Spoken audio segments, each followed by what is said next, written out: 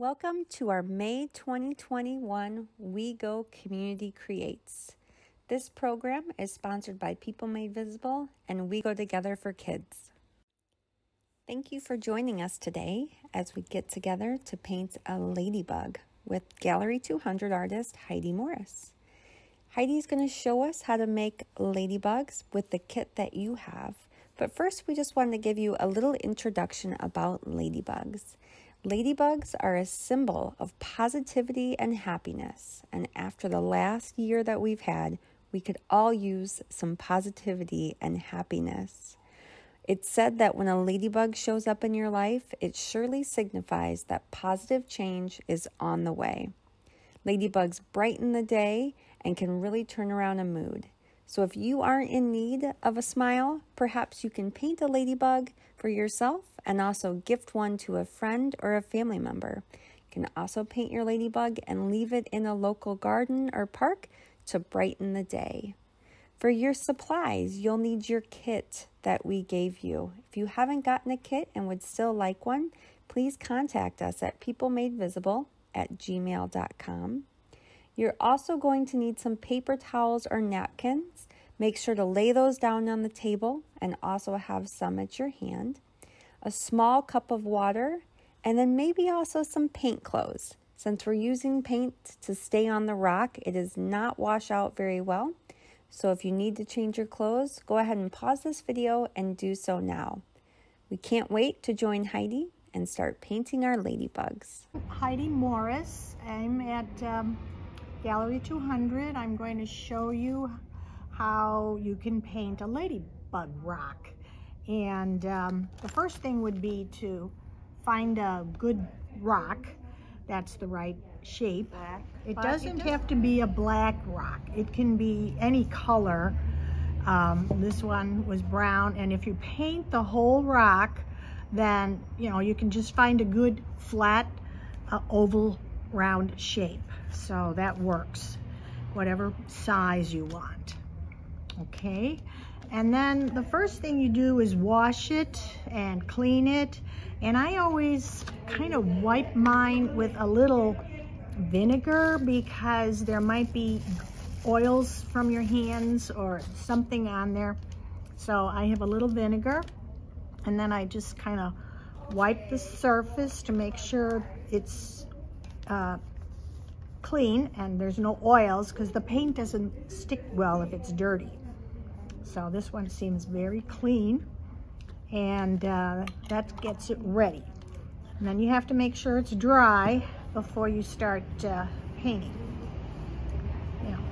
The other thing I do is you can outline the areas of the head and the wings and the different parts you want to paint. So the second thing is to draw the lines where to have the different parts. And I'll just draw here because you're going to cover up those pencil lines anyway. And then here's one wing and here's the other wing. And then the body is in between. Okay, there we go. Then you have to get your materials ready. I have some different size brushes, and you get good control with smaller brushes. And the best brushes are with real hairs, not plastic, because they make a nice point and you can have better control. And I use this acrylic paint. You only need 3 colors: the red, the black, and the white. And this paint will start to dry pretty quick, but you just add some water and it'll stay soft. But don't add too much water because then it gets all runny. You want it to be smooth but not drippy. Okay, so let's see now. I'm going to start with the red area here. And I'm going to put a little water in here so that it gets smooth, because you can see how thick it is. It's kind of like toothpaste. So you want to, just a few drops, and get it so it's smoother and easier to spread. Okay, and then I can hold it here while I'm painting. And you don't have to do the bottom, but you should do the sides. So I'm going to paint this whole area red, and then later when it's dry I'm going to do the dots on top. That's easier than this way. That was a little more time consuming trying to paint those circles. All right, and you see how globby this paint is? So you just kind of smooth it out, but don't add too much water because it'll make a mess. All right, there we go. There we go. And if it's not a good cover on the first layer, you can go over it again. And I found, like on this one, I had to go over it twice. So just let the first layer dry and then you go over it a second time. All right, and I'm going to do the sides here. Da-da-da-da. Okay. Any questions from the audience? No. Okay, and I'm going to do this side. When you're painting your rack and you paint the sides, do you set it on something special for it to dry so it doesn't stick to the paper towel? I didn't. I suppose, yeah, you know, you should work on paper, and you could use like wax paper if you don't want it to stick. But I didn't have any trouble with that. But that's a good question. You might want to think about that, and you don't want to have to hold it forever. Okay. All right, so you would start with the red, and it takes maybe, I don't know, less than 10 minutes to dry. It doesn't take that long. And never leave your brush out of the water when you're done, because it'll dry on the brush and then you cannot get it off. And you may want to even wear clothing so you don't get it on your clothes, because this paint does not wash out that easy. Okay, now I'm just going to set that down and put my brush in the water, let it clean. And then I always have paper towels to make sure that color is out, because if I have red in here and I want to go into the white, it's going to turn pink. So you got to make sure your brush is clean. Keep rinsing it and wipe it and get that water and paint out. Okay, then the next part would be to paint the black. So I'm going to start with the head so that I can let that dry, and then I can do the eyes pretty quick. So here we dry. The black, of course, you know, covers better because it's black and it doesn't see through like the red does. Yeah, and then if you want to do some real fine details, I have a teeny tiny brush with only a few hairs, and maybe that'll work on the line. But I think this brush is still okay. I can twirl it around like this and make a good tip, and then just use that tip and very carefully make that line. And don't push the brush down too far, just use the tip and you can make that skinny line. Okay?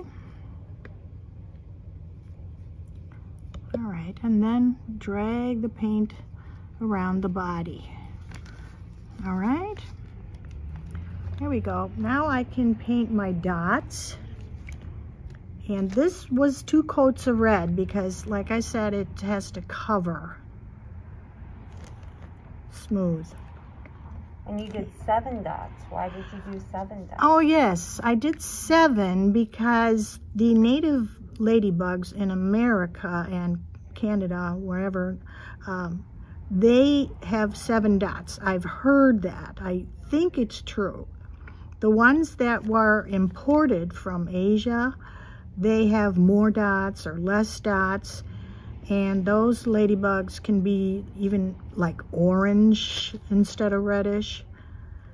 Yeah, so the reason we love ladybugs is because they eat aphids, and some of the farmers imported them to get rid of the aphids on their crops, and the aphids eat the plants, and they're not good for plants, so they use the ladybugs to get rid of the aphids, to eat them. And just using the tip of the brush is good, and then you can, you know, turn the rock so that you're not trying to paint in a weird direction. You know, you can turn the rock so that it's comfortable to do what you're doing. My dots get a little bigger because I go out of the lines, but that's okay. They can be whatever size you want. I even tried punching a hole in a piece of paper like that, and then, you know, I put that down and painted a dot, and it came out very well. It came out perfectly round, but then all the dots are the same size. So, I mean, you can do that if you think that helps you with your dots. But I just make them whatever I want, so it's okay. All right, one more dot. Okay, and ladybugs have legs. They're beetles. They have antennas. I don't know why, but they do. And they can fly. And the red part is like a cover on their real wings. So it's like a shield, and then when they fly, their real wings come out. All right, so this looks okay. It's not great, but it's okay. All right, now the black is almost dry, so then I can do the eyes. If I do the white and the black isn't dry, it's going to turn gray, so you got to be patient and wait. And you can see now this paint that I did at first, I'm going to rinse my brush and wipe off the black. If I mix colors, it's not going to match. But this is not very smooth, so I can get some more red and go over it with a second coat. And then all those brush streaks and different areas that look streaky are going to get smoothed out. Okay? There we go. All right, so I'm going to let this dry a little, and I wanted to... Heidi gave us some great information there, and she's very right. There are different species of ladybugs, and they all have different markings, though most are spotted. Their colored backs are actually a pair of modified front wings, just like this diagram shows, and they fold down over their backs to form a shield. Just like Heidi told us, ladybugs eat aphids, little tiny bugs. On this diagram, you can see that a ladybug has laid her eggs on a flowering rose bush that's infested with aphids. In this way, she assures that as soon as her young babies hatch, in about 3 weeks after she lays the eggs, they'll have something to eat, and all the farmers will be happy that the ladybugs have eaten up all the aphids. One ladybug can actually eat up to 60 aphids in one day, a huge amount based on how small their little bodies are. Now that we've learned a little bit more about ladybugs, and hopefully your ladybug is just about dry, let's go back to Heidi so we can finish up our painting. And I wanted to show you something about other rocks. You can, find your own rock, and it doesn't necessarily have to be a huge ladybug. And then rocks are really pretty when they're wet, like in the rain. There's little quartz in there. So you could paint a tiny ladybug on there, like a life size. And then what I do is I put my name on the bottom. I always sign my artwork. And then I put a spray on there. This is like a acrylic clear spray. You can get this at the hardware store. And that'll make it look wet, and it'll seal the paint. So I gotta open this. Of course I can't. There we go.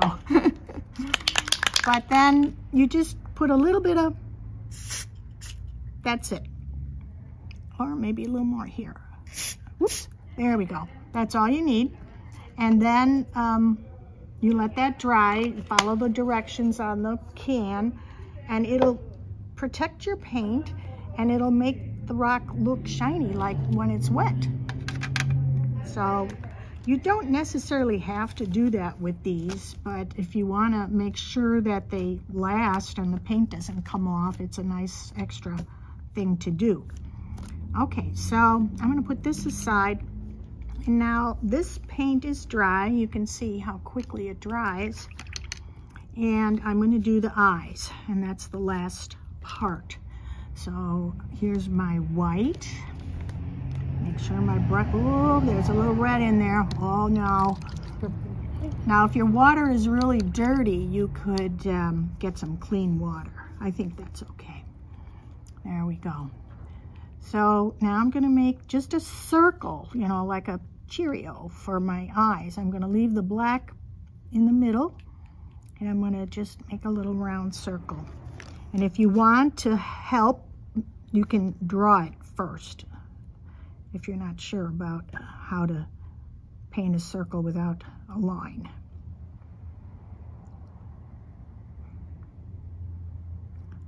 All right, there's one eye. And this is when you really need the tiny, tiny little brush.